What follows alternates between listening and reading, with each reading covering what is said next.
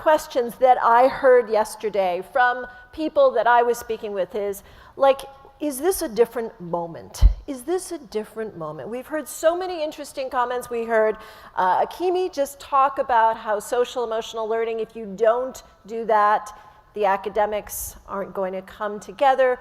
But we also heard yesterday, as Bob Wise said, sometimes we are packing educators' backpacks with tons of things. So my first question I really want to put to you guys is this a different moment? Melissa? Sure. Start with this. Yesterday we talked about how our students are on a journey with their learning and their development, and we're on a journey as well with our own learning and our own development. And I think and the power of all of us coming together is how we're connecting the dots and bringing the pieces together to be really focused on each and every student. I appreciated the comments yesterday about not having to overload. And I think our role, I know for myself and for us in central office and working with our partners in our schools, our school leaders, it's helping to make meaning for our teachers and for ourselves as we're on this journey together. So I'm not sure if it is sort of different, but we're moving and shifting for our students as we're on this journey all together. Yeah, yeah. Cederick, you were telling us a story last night about two different schools that implemented some personalized learning policies or practices, and yet had two really different outcomes. Could you share that with everyone and what happened there and what you took away from that? Yes, we have been embarking upon what we call student-centered teaching and learning, which is our version of personalized learning for the last 3 years, entering our 4th year. The 2nd year, we realized that we could not really personalize learning for children. We're personalizing those academic pieces, but we were not personalizing the social emotional learning for those students. And so what we did is that we said that we needed to educate the whole child. So we embarked upon providing social emotional learning to 3 of our schools those schools were doing personalized learning. And so there were 2 schools who implemented the social emotional learning with fidelity. There was one principal at our pilot school who did not really think that that was going to help. And what we found is that at 2 of our elementary schools, disciplinary referrals decreased. At one of our elementary schools, what happened is that those disciplinary referrals decreased by over 100%. Also, the out-of-school suspensions decreased by over 100%. So we are convinced that without social emotional learning, we can attempt to address some of those academic components, but if we do not address the social emotional learning of our children, we're failing our children, and we will never reach the goal of educating the whole child and providing that personalized learning that those students really need to become the whole child that we want those scholars to become. Yeah. Barbara, have you seen similar things in Napa? You know, you asked the question, are we in a different moment? Yeah. I think we've been in hell for a lot of years, starting with the advent of No Child Left Behind, which entirely forgot kids. You can see that we appreciate that Barbara's very shy and doesn't really like to call a spade a spade. Go for it. And the other day I had the wonderful experience of being invited to see a movie called Circles about restorative justice.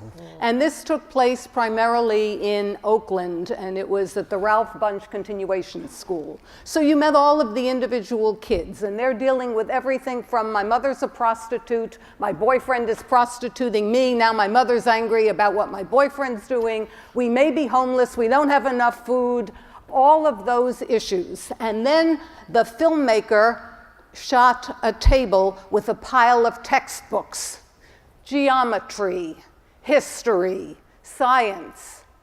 And you looked at that and the juxtaposition of what's going on in these kids' minds and the idiocy, A, of giving them textbooks when they live in a digital world, and yet we still do that, and B, that there was no context for those books. The idea that we would expect kids to learn well is ludicrous by any standard other than some arbitrary standardized test. And I think we're finally seeing that. I think when you listen to what we heard yesterday morning about adverse childhood experiences, as the population of our public schools gets poorer and poorer by percentage, more of our kids are coming with these adverse childhood experiences. And even this Sesame Street video that we looked at, we saw home, and it was this lovely house. A house with flowers and a tire swing in the yard. That's not where most of our kids live. So if we ignore that at our own peril. Thank you, thank you. Rosa, yeah. Rosa, share a little bit about what you see in your school, and is what Barbara's saying echoing with your experience? Absolutely. The adverse childhood experiences, that's happening for not only our students in poverty, but many of our students who are experiencing generational trauma as well.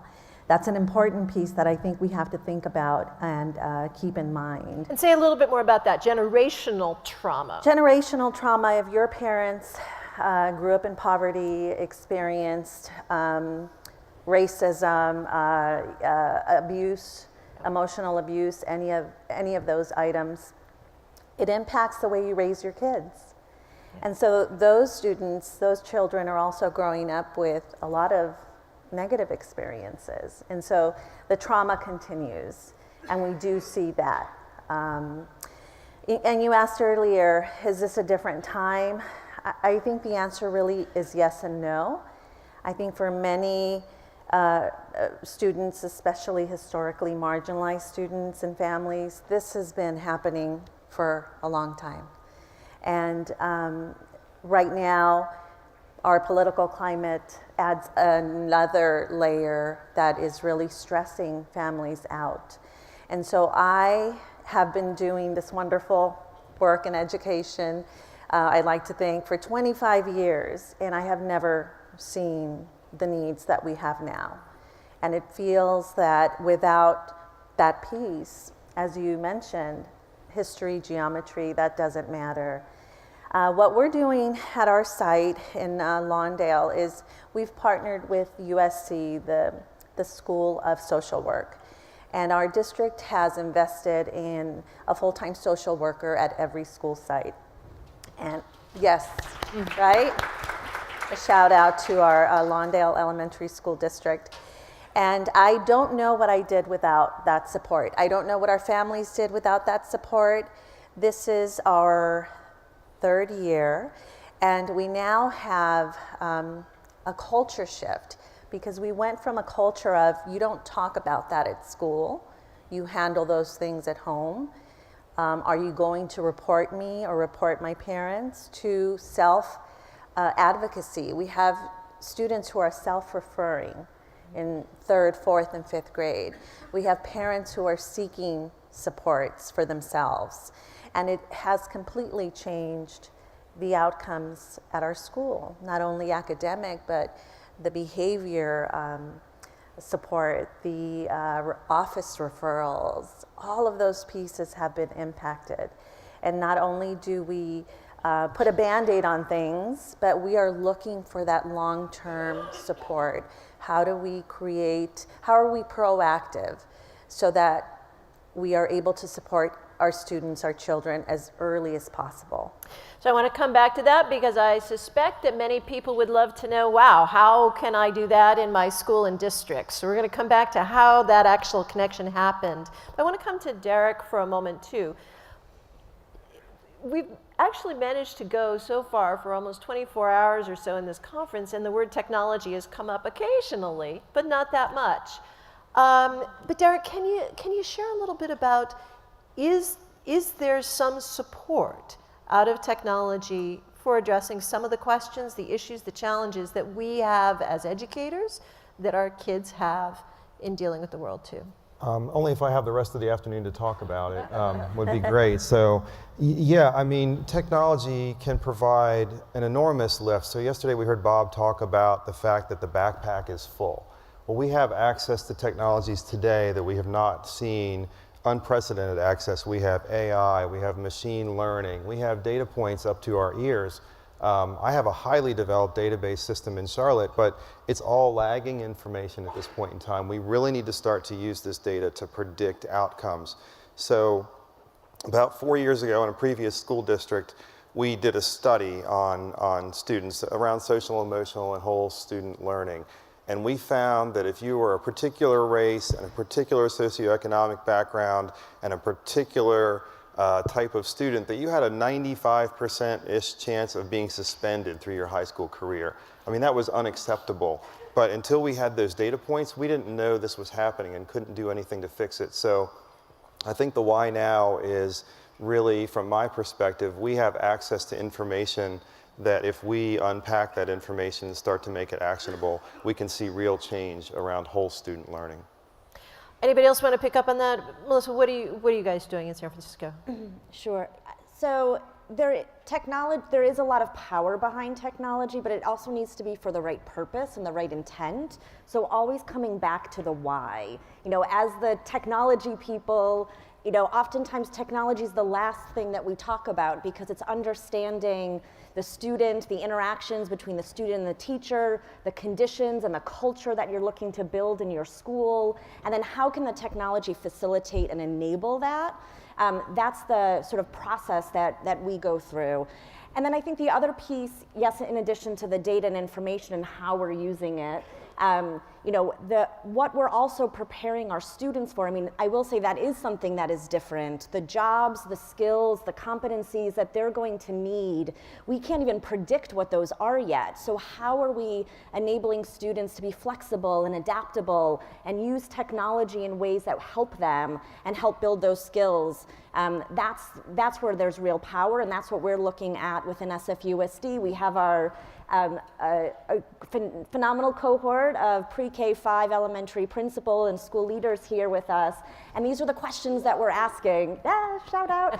And this is the work that we're doing together so that we're really preparing our youngest students on their journey and progression through pre-K-12 within San Francisco. Fantastic. Barbara and Cederick, how do you guys keep the why question first, but then get to what do we need to know about technology to make the right choices? Well, let's talk about student engagement to start. Good. Our kids are living in a world where they have way more technology that they're using outside of school than they're using inside of school. That two-world thing. Yes. And because so many of our kids have limited experiences.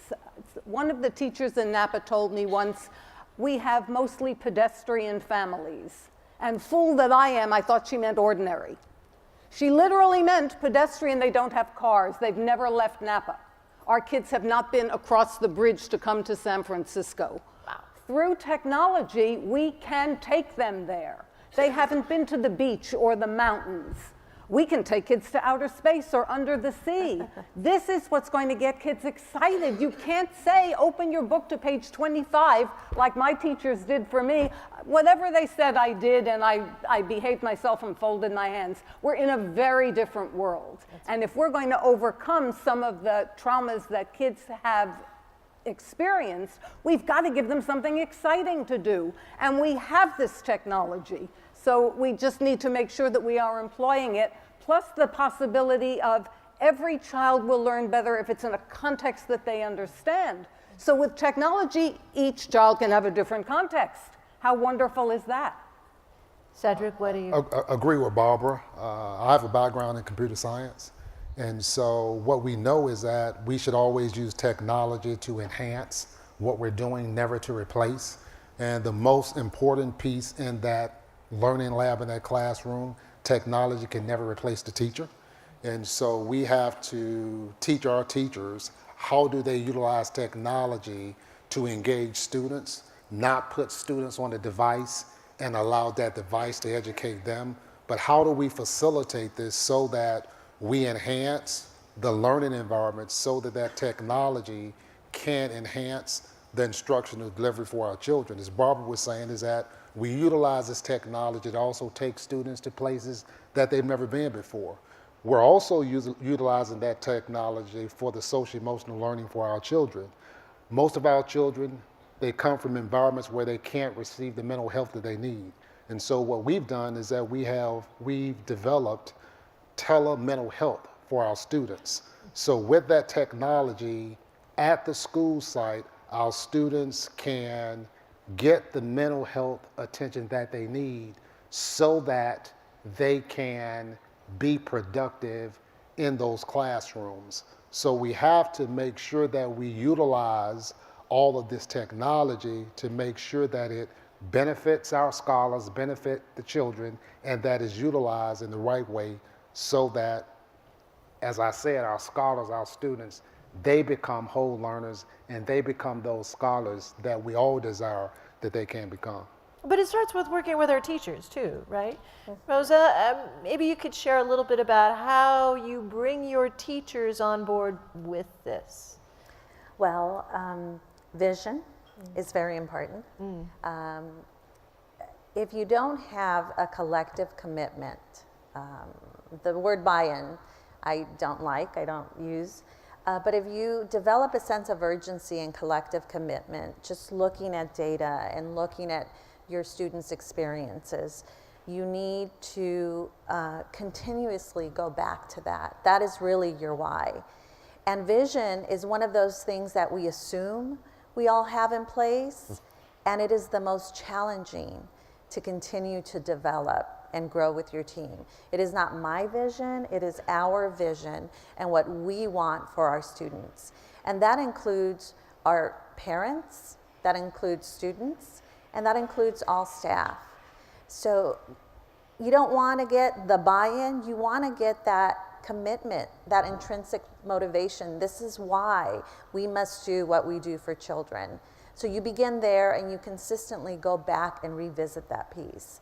And it sounds very simple, it's very, very difficult because that's when you have to have courageous conversations.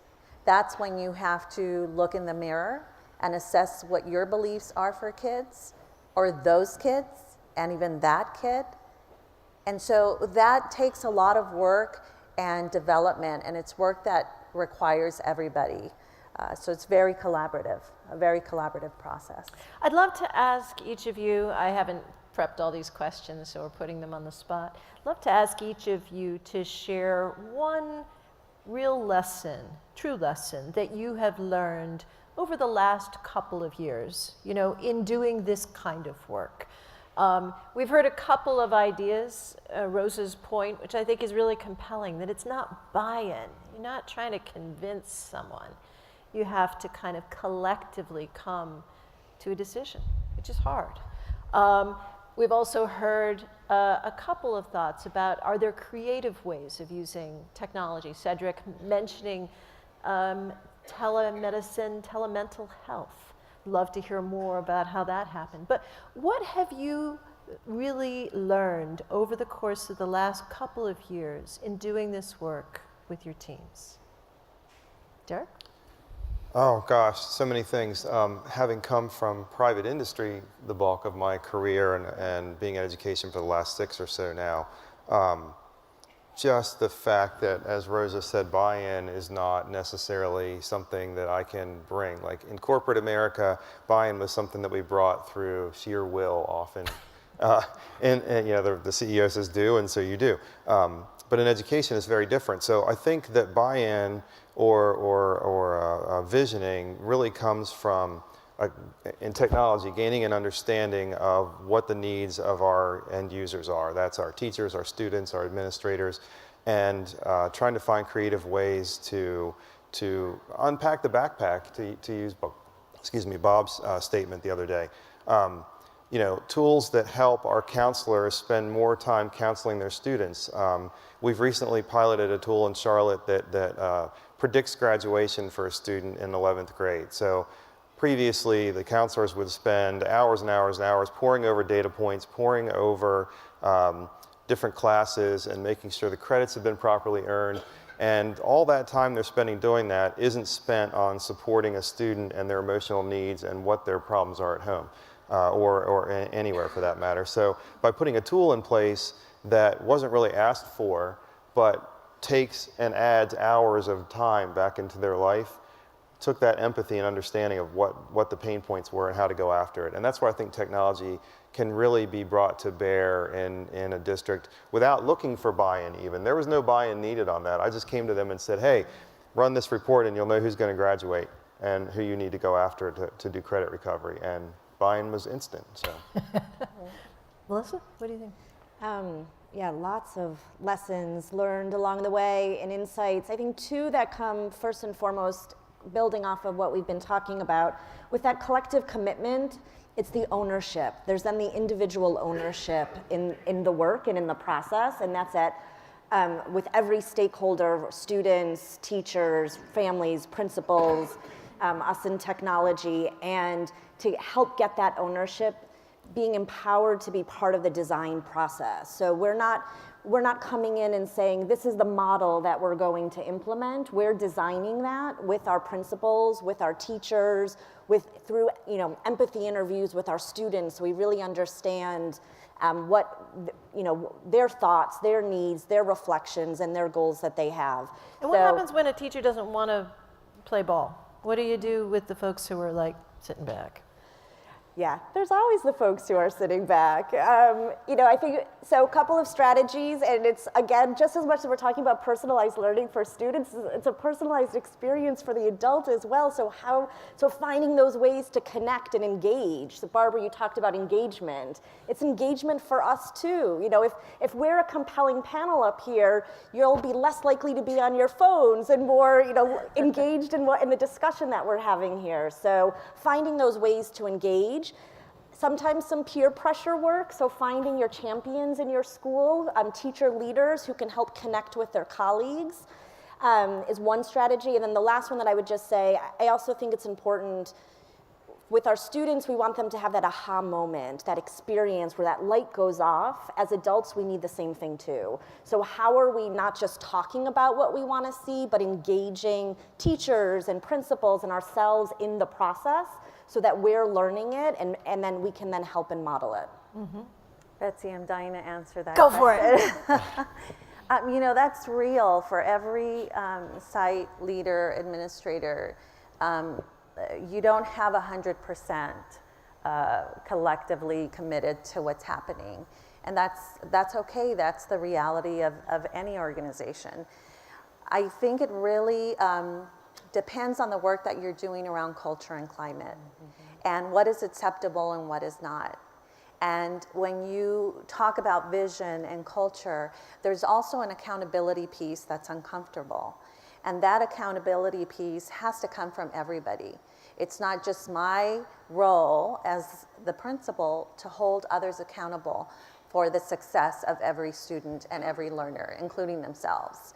And when you develop a culture, a healthy school culture, you begin to see those pieces come into place. Give us one example. Give us one example of a time when you had to do something.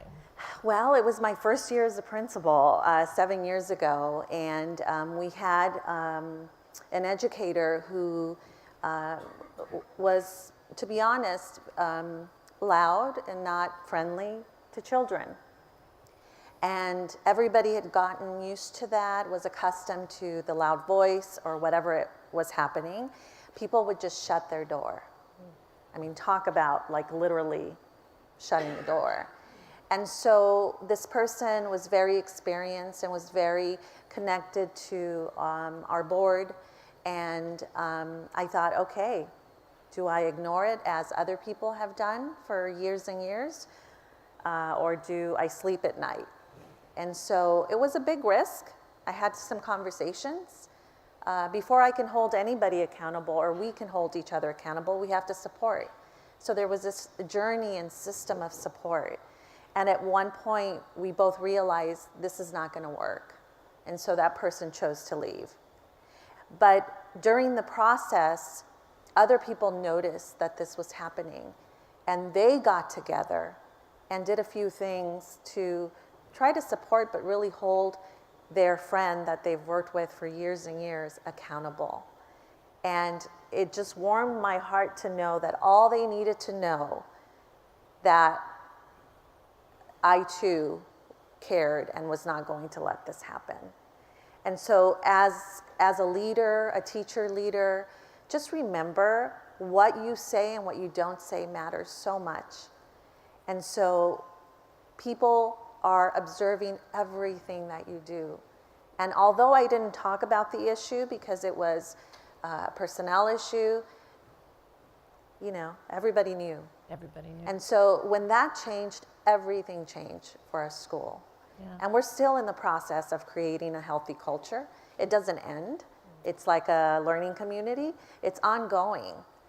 And that was the biggest lesson for me. And I'm still there, so I didn't get fired, which is really good. But it was hard. Yeah. I think our job as leaders is to figure out why people are not getting on board and to provide the support that they need. Very often it's fear. Yeah. You're in a classroom. You want to introduce some new technology. You're not sure it's going to work. And nobody looking at me is saying, well, there's a digital native.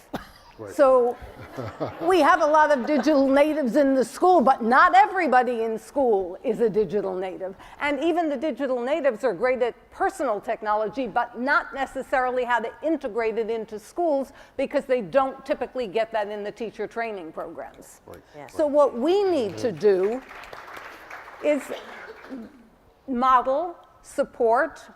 We started a digital early learning program back 8 years ago, almost 9 years ago, with preschool.